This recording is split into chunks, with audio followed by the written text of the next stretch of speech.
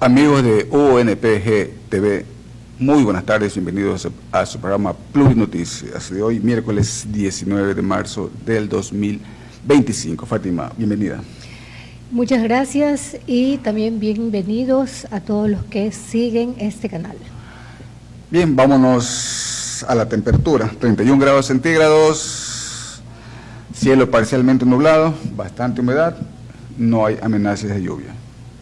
Así es, no hay amenazas de lluvia todavía.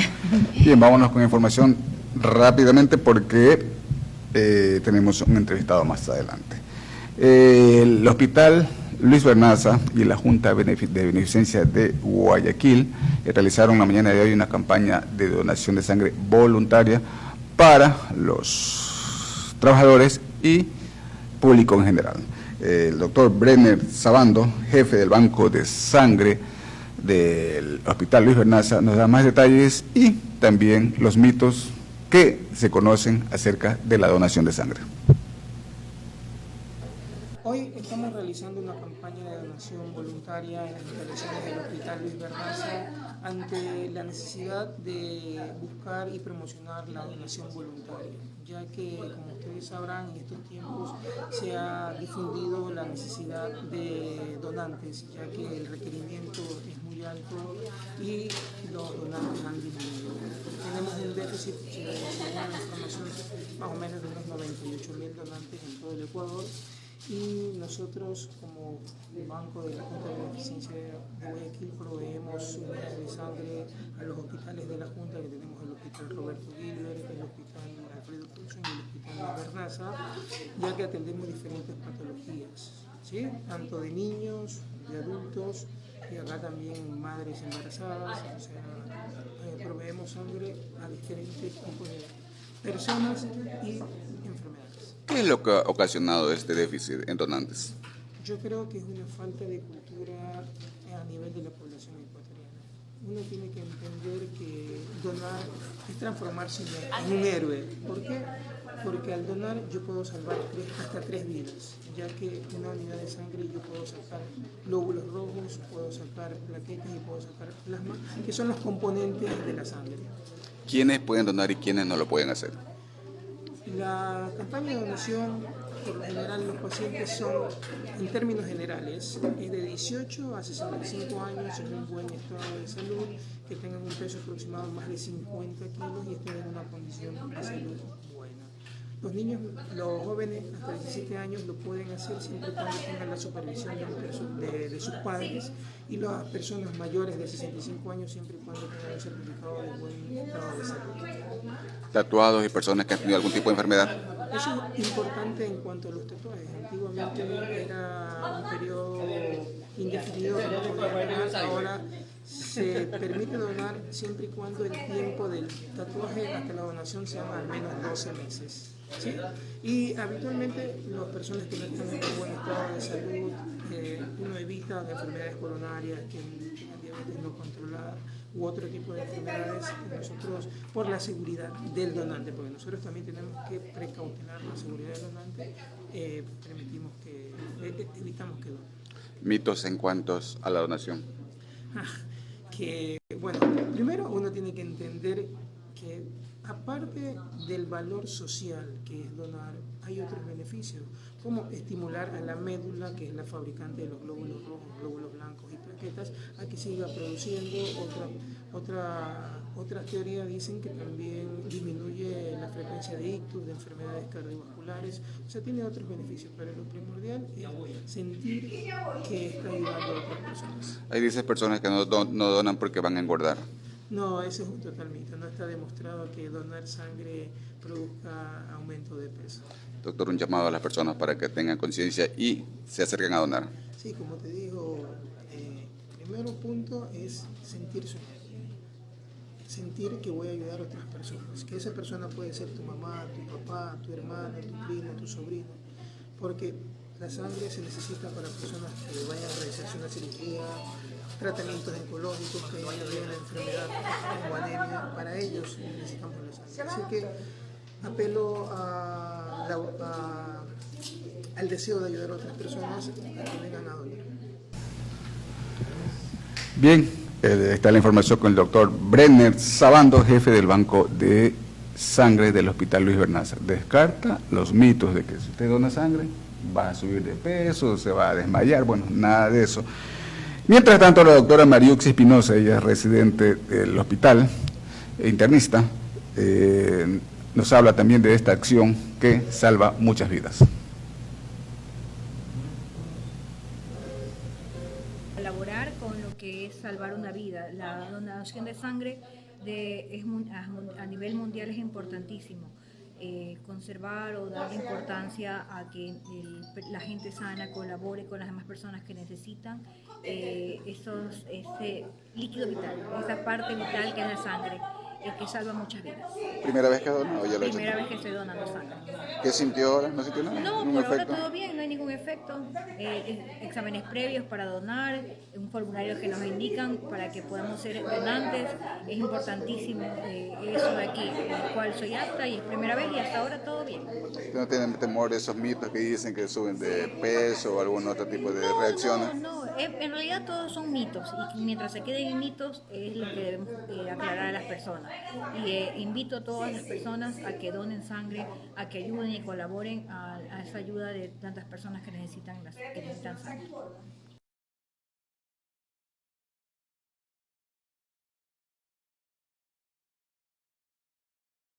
Y en días pasados se efectuó el lanzamiento de Ecuador Space Society ISS, una iniciativa que busca crear la institucionalidad en la nueva industria espacial y promover el desarrollo de Ecuador en este ámbito. Ecuador Space invita a las empresas del sector productivo, academia, sector público y a los apasionados por la exploración espacial a unirse a esta iniciativa y conocer sobre las oportunidades en la producción de la tecnología avanzada con el fin de posicionar al país como un referente en la investigación espacial, el desarrollo, el ecosistema espacial, la tecnología y la producción.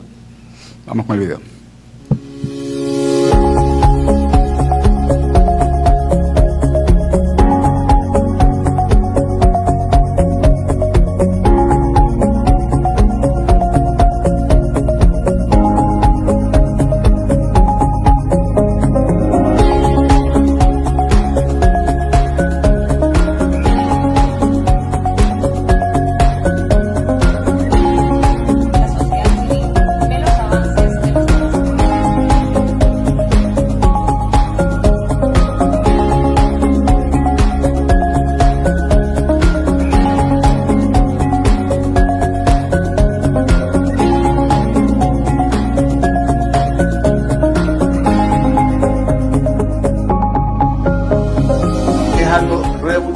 Lo que se viene, llevar 100 personas o 100 toneladas de carga va a cambiar cómo nosotros llegamos a nuevos mercados. Somos una nueva organización, la Sociedad Espacial Ecuatoriana del Ecuador Space Society, que busca poder trabajar con los sectores productivos para poder ayudar a mejorar la competitividad.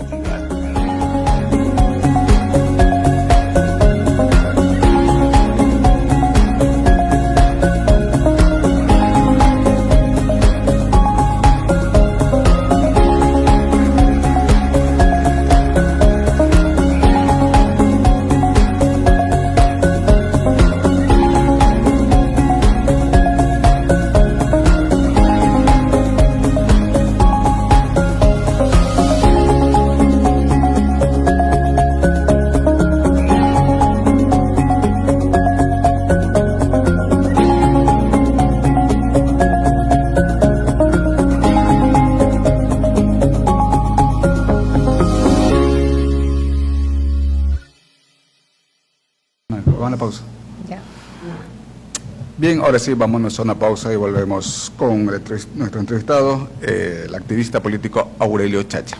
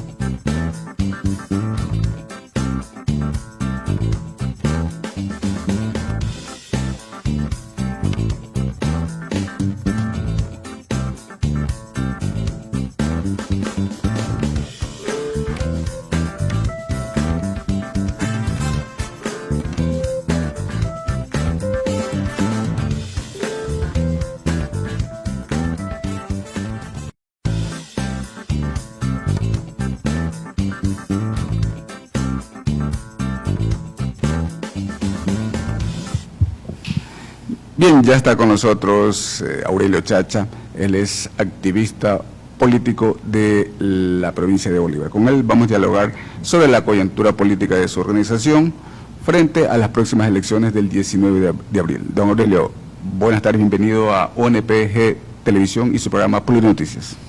Gracias Boris, gracias Fátima, siempre a las órdenes, y un saludo a su audiencia. Don Aurelio, ahora sí, infórmenos, ¿cuál es la coyuntura política que ustedes tienen? ¿Cuál es la posición de ustedes frente a las próximas elecciones del 19 de abril? Creo que el país vive una encrucijada con altos niveles de delincuencia. El año pasado cerramos cerca de 8.000 muertos, de los cuales el 70% no tienen antecedentes penales. Los daños colaterales son inmensos. Ya vamos casi los 2.000 fallecidos en lo que va del año. Probablemente si a ese ritmo terminaremos entre 14.000 y 15.000 fallecidos. Una crisis económica muy profunda. También estamos atravesando una crisis yo diría, de la falta de institucionalidad. Se ha desinstitucionalizado el país con altos niveles de corrupción. Aunque la corrupción ha sido sistémica, histórica también, quienes estamos ya en la mediana edad vimos los niveles de corrupción desde Maguad, Abdalá, la propia era del Correa tenía estos niveles de corrupción, pero se ha profundizado, yo creo, en estos últimos 3 gobiernos, se ha institucionalizado, y hoy estamos viviendo, y creo que hay, desde los pueblos y nacionalidades, tenemos una mirada mucho más profunda con respecto a este proceso que estamos viviendo, pero también el planteamiento libertario peligroso, no para solo América Latina, sino para el mundo. Quienes creen que hay que dejar a libre albedrío a los seres humanos, es decir, no hay que construir una política pública, no hay que construir institucionalidad. Yo creo que ahí hay que debatir profundamente con respecto a esta coyuntura, y ahí vimos cómo terminamos la primera vuelta. Ya el 90% de la población ecuatoriana decidió entre las 2 opciones, y creo que solamente el 10% de la población votó por distintas opciones, y de ese 5, casi 6%... El nulo.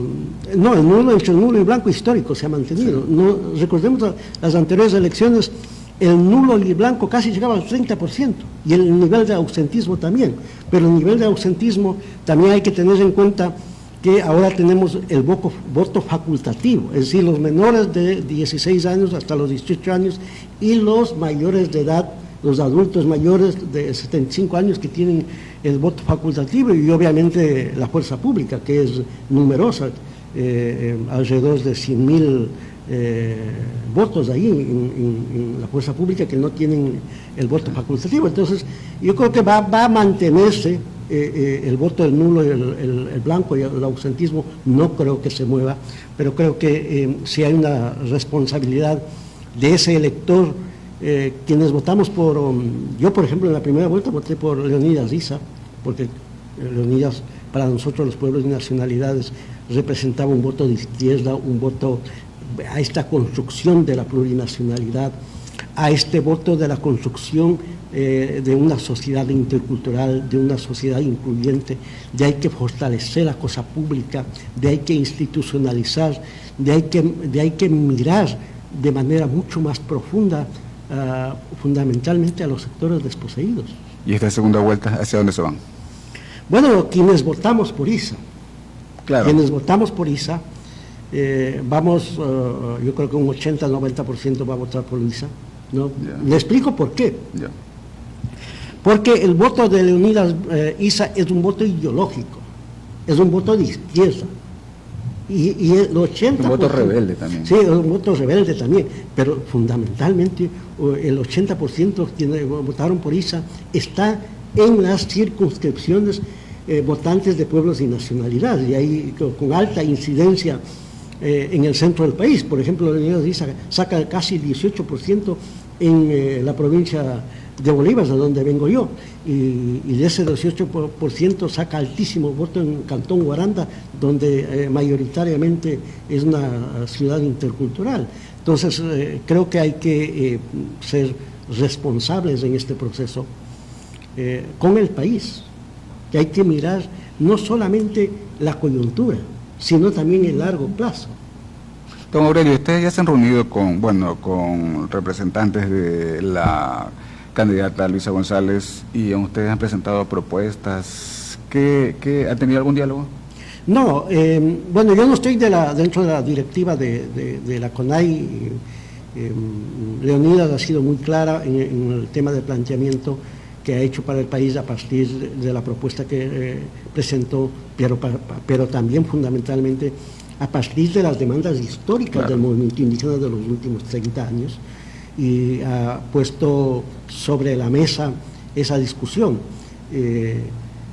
Entiendo, vimos todo el país lo que contestó la abogada Luisa González en X con respecto a esos planteamientos, pero yo creo que hay que avanzar en esta construcción. Pero lo que ha planteado Leonidas es aplaudible, porque ha planteado que este proceso será abierto, transparente, pensando en el país.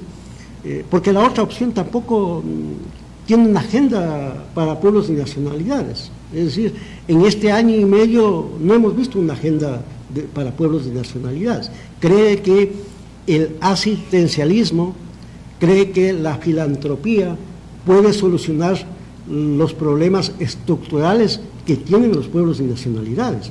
Y creo que hay una necesidad de construir una política pública diferenciada para pueblos y nacionales, que lo venimos reclamando no de ahora, sino desde hace 30 años. Y yo creo que ha habido importantes avances, por ejemplo, en el fortalecimiento del sistema de educación intercultural bilingüe, de esa construcción de los saberes ancestrales, de la creación de la Universidad Pública Mautahuasi, de ir construyendo el tema y fortaleciendo el tema de la salud intercultural, que hay que institucionalizar como una justicia complementaria, la justicia indígena, como un proceso de complementaria y de sanación, no una justicia paralela, ojo, no como una justicia paralela, pero sí como una justicia complementaria, lo que requiere este país, y hay que instrumentalizarle, que hay que generar protocolos, que hay que probablemente discutir una ley orgánica para ese proceso, porque si bien es cierto, está en la Constitución, pero no se ha logrado aterrizar ya en un instrumento de una norma secundaria que permita de manera eficiente, eficaz, responder a los requerimientos que demandan los pueblos y nacionalidades.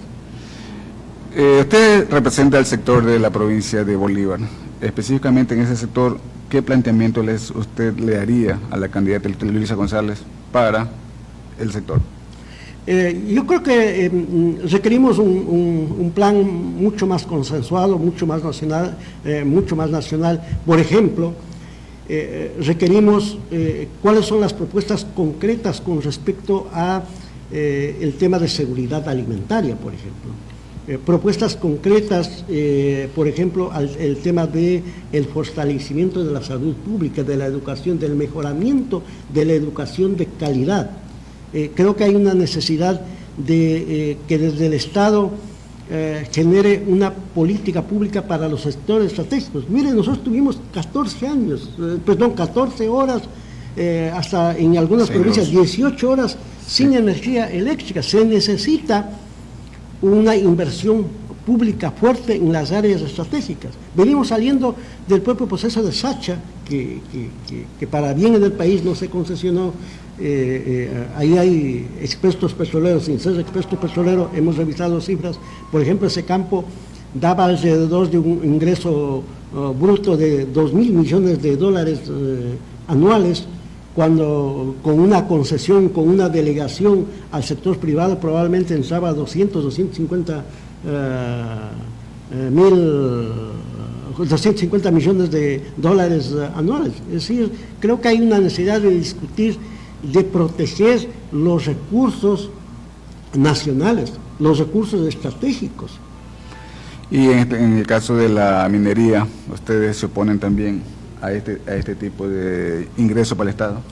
Por supuesto que hay una necesidad de discutir una política pública minera, pero yo planteo que toda la política pública minera no solamente sea para las transnacionales, sino ¿por qué no discutimos una política pública minera nacional?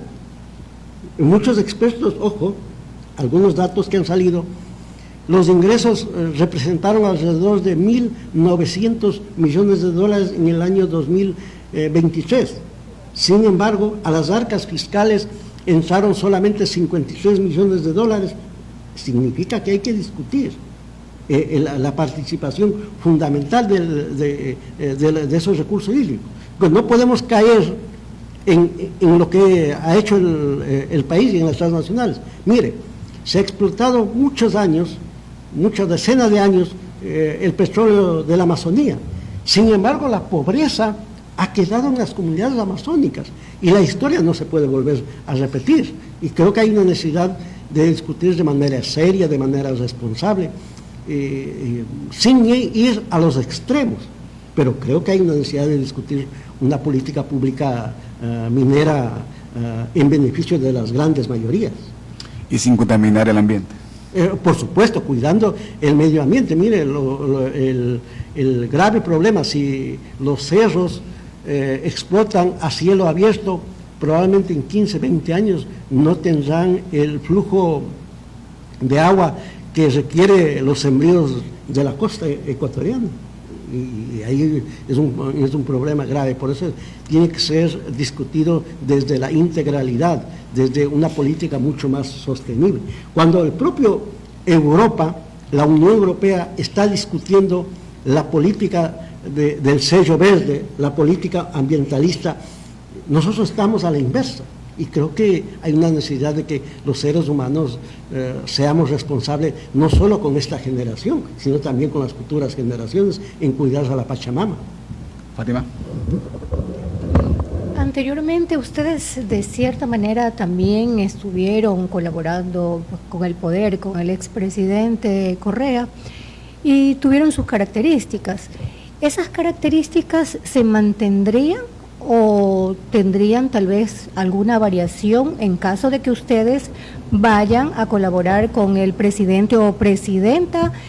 ¿Cuáles serían sus objetivos, sus metas y qué camino ustedes recorrerían para poder conseguir esas metas y objetivos? Mire, el movimiento indígena es tan diverso. De manera personal, Fátima, yo nunca participé con el gobierno de Rafael Correa. Yo siempre fui crítico a ese proceso.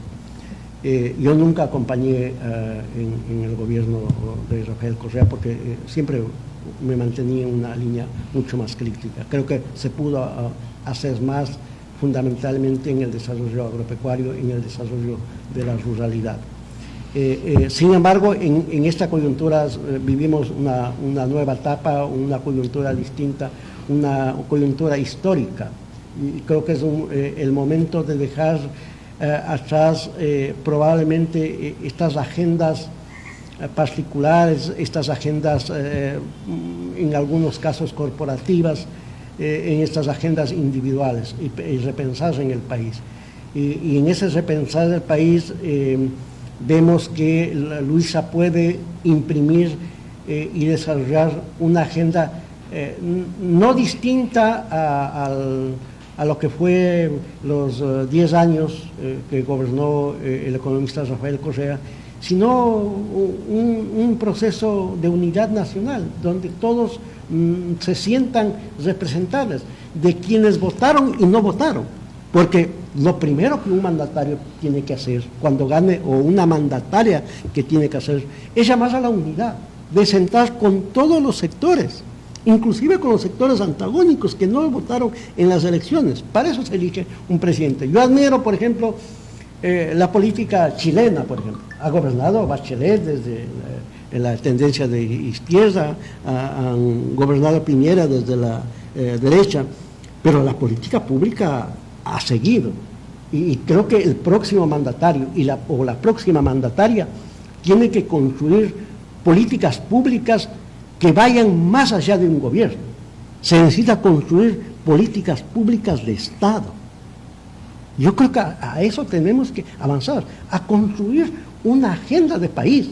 Hoy mismo no tenemos una hoja de ruta económica. A mí me diría, ¿cuál es la hoja de ruta económica? ¿Cuál es el plan y la hoja de ruta con respecto a los próximos 10, 15, 20 años con respecto al área social? No lo hay. A los sectores estratégicos, ¿cuál es la política pública? Inclusive la política petrolera. Que necesitamos construir ese proceso. Invitamos que pensemos más allá de las miradas que podamos tener, de las visiones que podamos tener. Creo que hay una necesidad histórica de pensar en el país.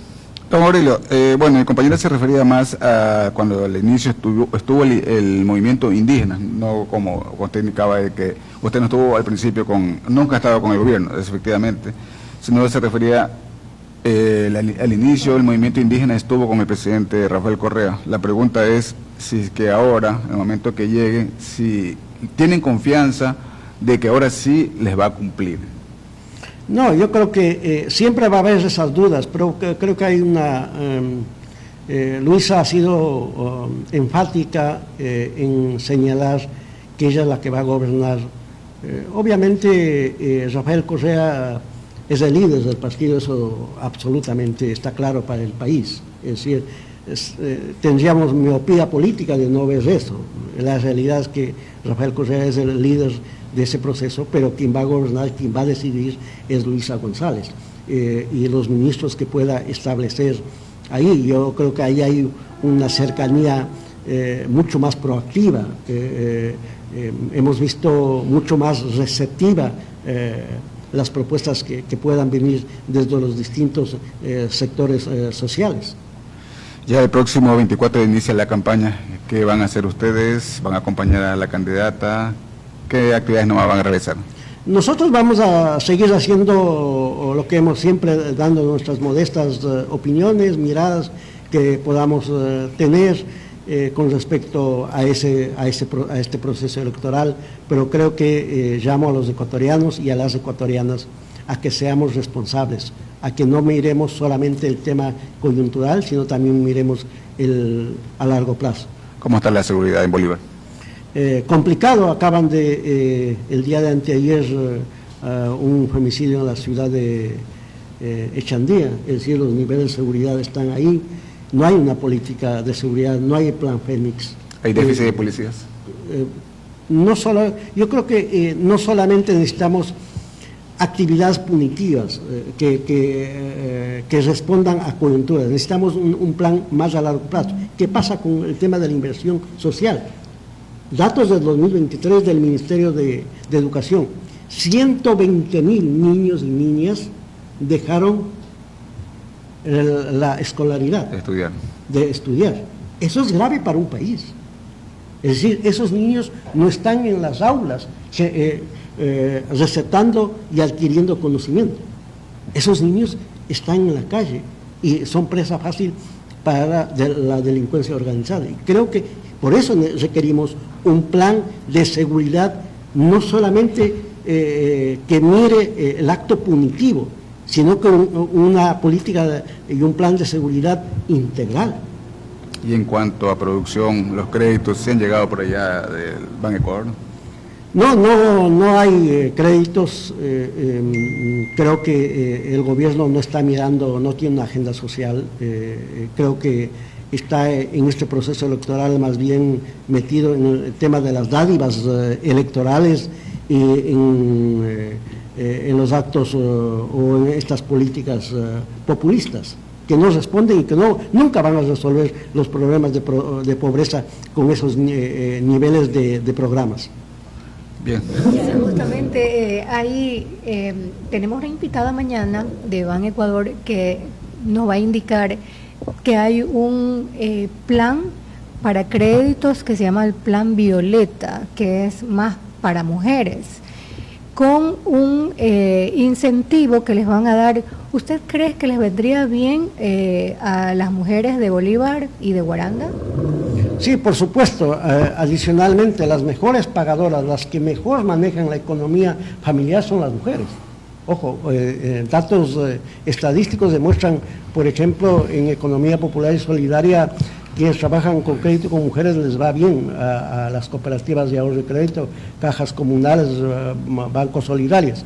Esperemos que el Banco Nacional de Fomento desde hace muchos años viene generando políticas populistas. Necesitamos construir una política pública crediticia permanente, de apoyo permanente, no solamente que responda a épocas electorales, a épocas de coyunturas, sino también programas serios, responsables. Tuvimos el 5.5, el programa 5.5, ¿se acuerda? De Ban Ecuador, que no dio resultado, que ese proceso cayó.